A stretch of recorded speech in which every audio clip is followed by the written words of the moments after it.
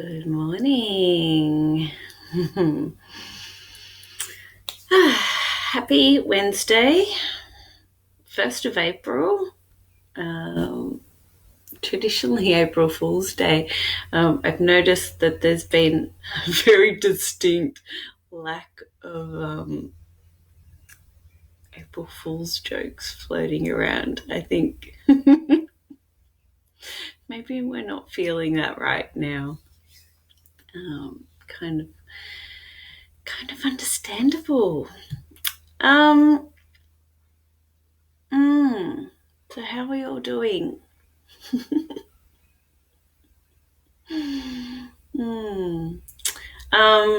I thought this morning I would pick a topic that didn't involve feelings. So I was like, I always end chatting about feelings. I'm just getting messages pop up. Because ultimately, with what I found with the work that I do, transformational change work for people, is that everything winds up to feelings. So I thought, well, what topic can I choose? What can I talk about today that doesn't involve feelings? Let's just push that aside for the time being. And so something that's floats around in my mind quite frequently for a few years now is the concept of human constructs. And so we live these lives and we are human, and what humans have done, it's just pretty incredible when you think about it, is that we have created our own reality in that the things that I wear, the houses that we live in, the lives and the things in our environment that influence and affect our day-to-day as humans are human constructs. They're things that humans have gone and created. So, for example, the concept of economy, which is obviously hot topic all of the time, I'm finding. We talk about saving the economy and whatnot. And it's like, well, we're saving this thing that we've actually created ourselves.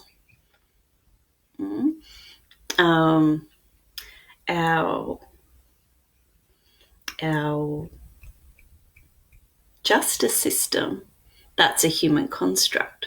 It's been created by humans. Money, which permeates everything, that's a human construct. If you're ever really wanting to dismantle money and really go deep on how it permeates everything in our life, there's a great book. It's called The Soul of Money, Lynn Taggart. It's been around for years. It's an old book, but far out. Really just dismantles the concept of money and how it affects us psychologically and how the human world works around money. What else?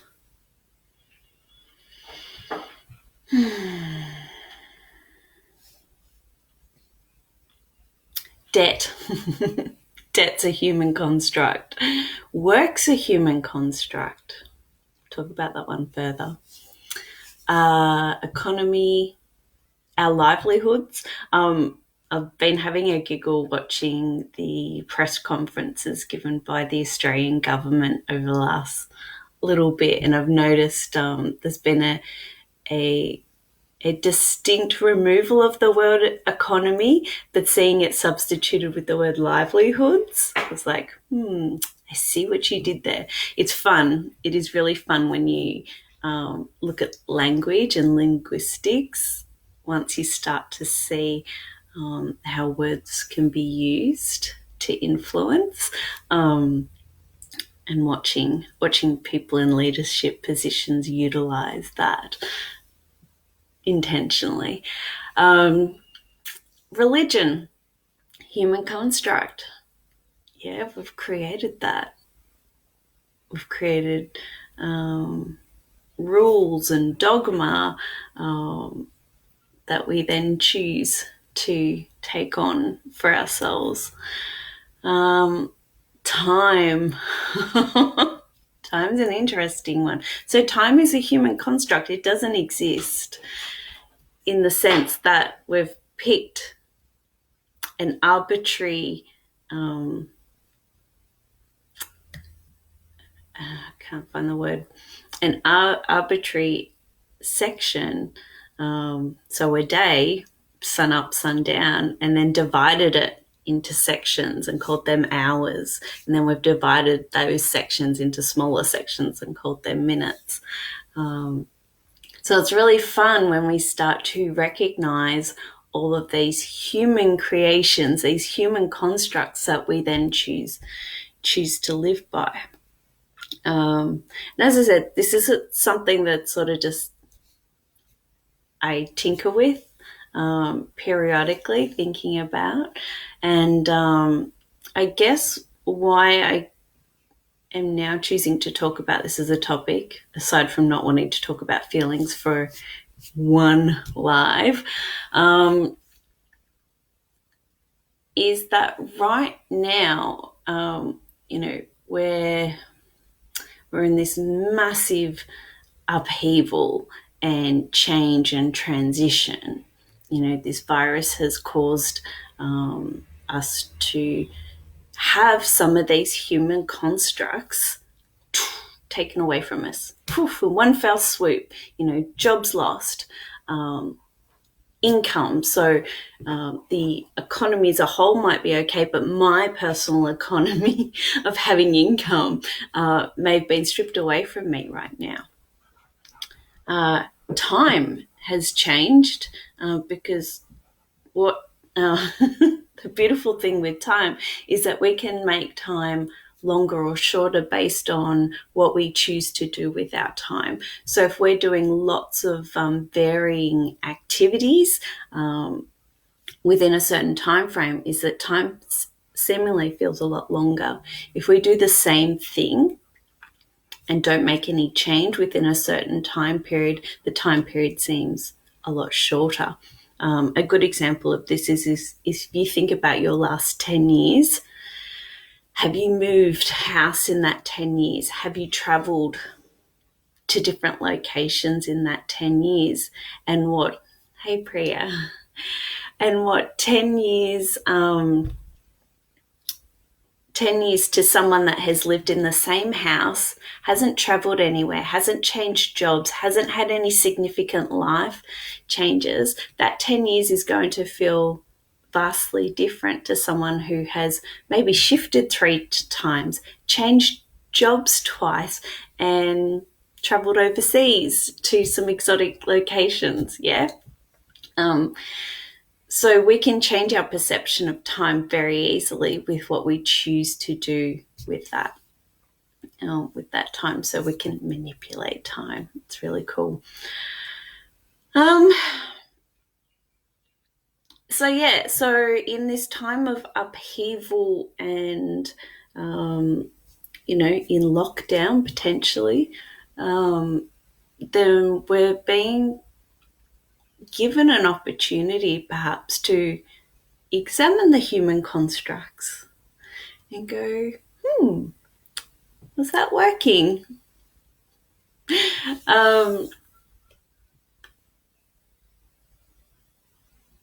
So I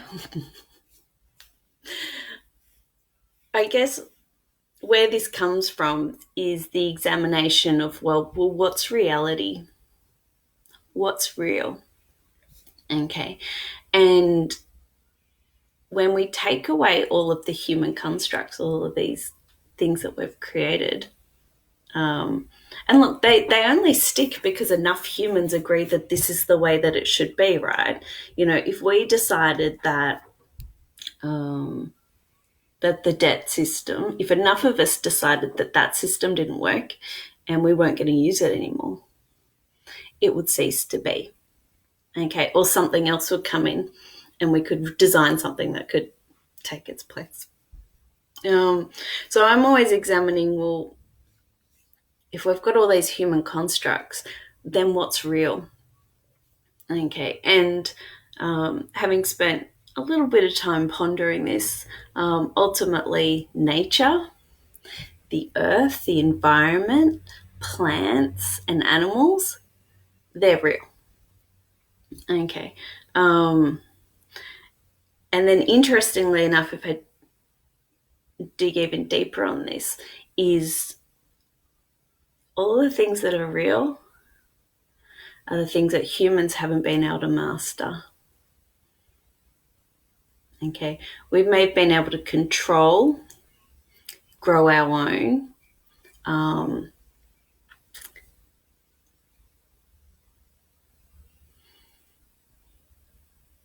just thinking, okay, so for example, dogs. Humans have created lots of different breeds of dogs by having dogs with certain characteristics breed with other dogs with certain characteristics. Okay, so we've managed to control and manipulate dogs as an animal, domesticate them. Okay, but we haven't been able to build a dog from scratch. Okay, things that we have built from scratch are things like computers and robots, technology. Although when we say it's built from scratch, well, we're still taking materials and resources from the earth, the environment. Oh, just so you know, I haven't really prepared this to go anywhere in particular either. I'm just sharing some thoughts that I think are perhaps poignant right now.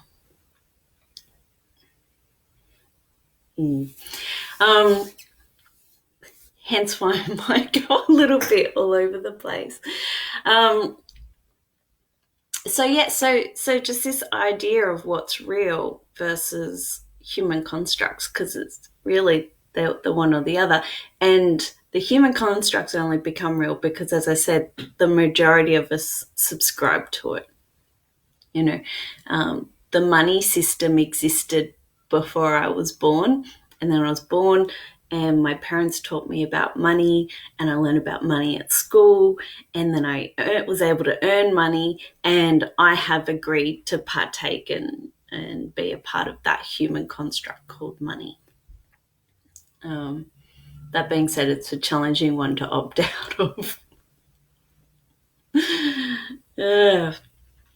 So with this time period where we're either having some of these humans constructs jeopardized or taken away from us or threatened. Livelihoods are being threatened. If these jobs don't exist post-virus, what sort of livelihood do I have to come back with? And I said I wasn't going to talk about feelings, but that the concept of that being jeopardized and threatened does bring up feelings. I'm not going to go there.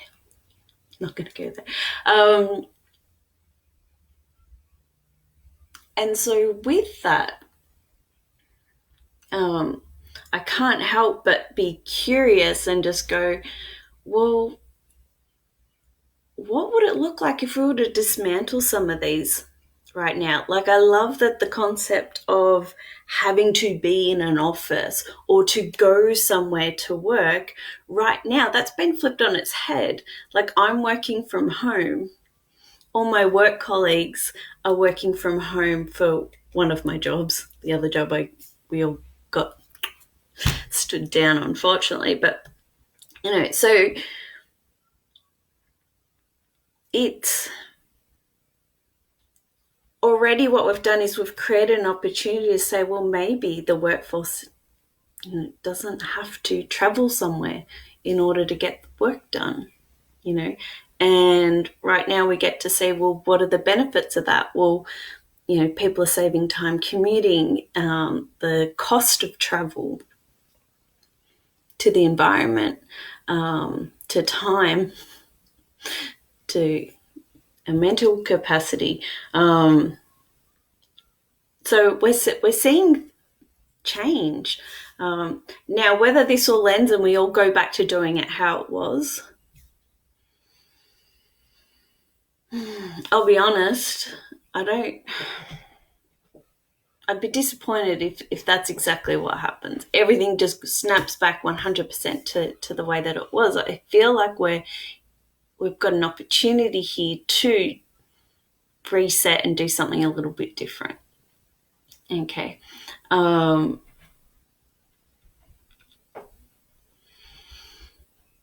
You can argue absolutely that all of our human constructs are working perfectly fine and nothing needed to change.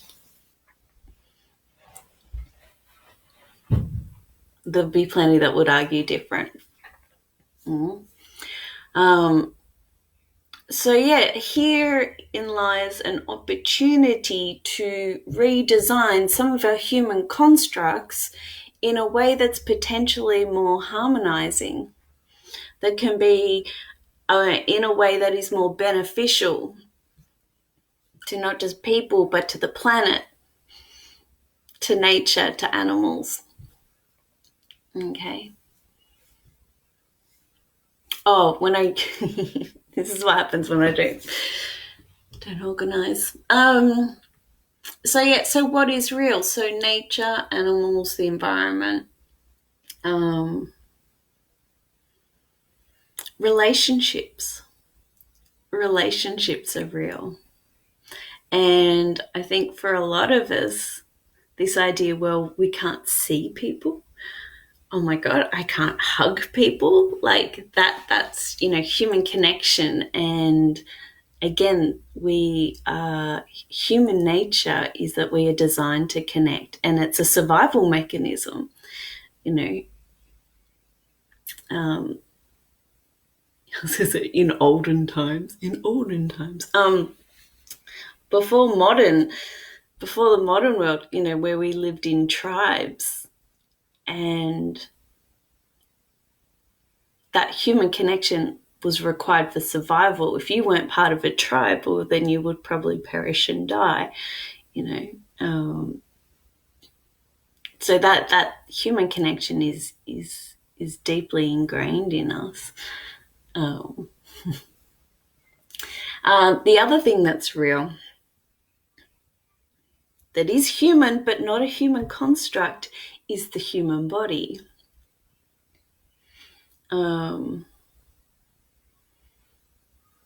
I'll save that one for another time, talking about the human body, I think. So just distinguishing, well, what is real and what's a human construct. Yeah. So yeah, right now I feel that we have an opportunity to redesign some of our human constructs. Imagine if we had an education system that, instead of pushing all children through a set curriculum, that it could be set up in a way that really nourishes and assists children in finding that thing, their thing, what they're passionate about, and really cultivate that. How would that look? Yeah, it's just something to contemplate. So how could our energy be generated in a way that is in harmony with the environment? This is a big one, right? whether I subscribe to climate change or not, it's irrelevant. I still want to know that the things that I'm consuming and using and resourcing are within harmony with a sustainable and a sufficient society and world. Yeah. So something that I like to play with, I utilize this in coaching and self introspection as well. Hi, Kiralee.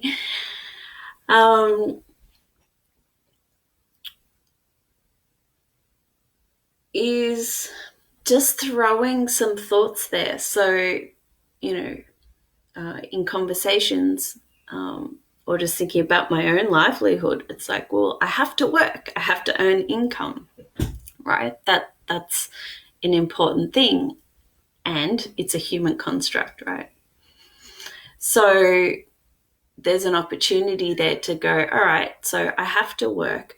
Well, a line of questioning that really opens things up and can create more opportunity and possibility for myself is to go, well, what if the opposite was true?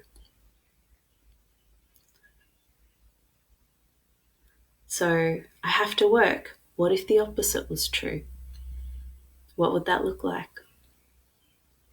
Okay. And you can instantly see what happens is that there's something new opens up. I don't have the answer. What if I didn't have to work? Okay, but what does it look like? And you can just see the expansiveness that then creates, and it's go, okay, well, what if I didn't have to work? What would that look like? How would I get what I need to survive? Yeah.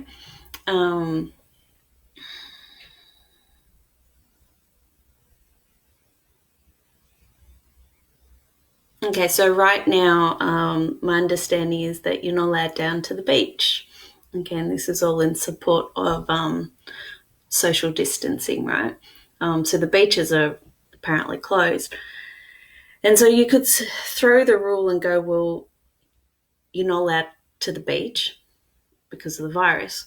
Okay, same questioning. What if the opposite was true? How could we do beaches whilst supporting social distancing? Yeah. I'm just, good to see like people there making sure that there's definitely 1.5 meters in between us all. Could that have been a possibility? Is there an opportunity to create a job there where someone goes around and actually makes sure that everyone is adhering to the 1.5? And maybe that means that less people can be on the beach, but hey, at least then some people can be on the beach and not none. So yeah, one of my favorite questions. If I'm feeling upset and jilted by someone, maybe I haven't heard from someone, and I'm telling myself a story like, oh, they don't like me anymore. What if the opposite is true? What else could be going on there? Okay, so it's a beautiful line of questioning, very gentle, but opens up possibility and opportunity for us. So yes, thank you for listening to my ramble on human constructs. There's a lot more areas that I have dived into around that, but I just wanted to sort of throw it out there because, as I said, I feel like right now maybe there is already a bit of a dismantling going on. Maybe it's already happening, or maybe it's going to happen. Or maybe it's just like me and there's just a bunch of us sitting at home contemplating this and nothing changes and we go back to how things were. Maybe. All right. So, love to hear from anyone. As I said, this whole life thing is very different. So potentially the people interacting and I can't see it. I apologise if that is the case. I do always go back and read any shares or posts or messages. So please, if you've got any further you'd like to add to this conversation, put it in there and I will promise to respond. Um, so today's the first Wednesday of the month, so 1st of April, and first Wednesday of every month I run a gathering called Waking Women's Collective, and typically I run that in my home with a just incredible group of women, and it's an opportunity to connect. We've created a community with beautiful women that have joined me thus far. I think it's been running for, is it 2 years? Yeah, it might be up to 2 years. This might actually, April, May. I reckon it was May 2 years ago. I'll have to do something to celebrate that. So anyway, obviously with what's going on at the moment, I'm not running it in my home. For the first time this evening, I'm running Waking Women's Collective online, which try something new, do something different. I don't know how it's going to go. If there are any women out there in the world listening to this that would like to join, it's at 7 p.m. Australian Eastern Standard Time, so you'll need to jump on your time converter to work out where that is. If you are interested in joining, send me a message and I can shoot you a link for you to join that. We'll see how it goes. It's fun thinking how it could possibly go online. But yeah, what it does open up is the opportunity for people that don't live locally to be able to join. So I would very much, if you're feeling called, please. If you want to know sort of a bit more about that event, if you jump on my Facebook business page, Andrea Martell Joy Scientist, the event's actually set up there. However, I suspect anyway, we'll see. It's going online. We'll see what happens this evening. So yes, if you're a woman or identify as being a woman, please feel free to join. Got my plug out of the way. Well done. Okie dokie. Well, I hope you've enjoyed my rambles today, and happy Wednesday. Enjoy.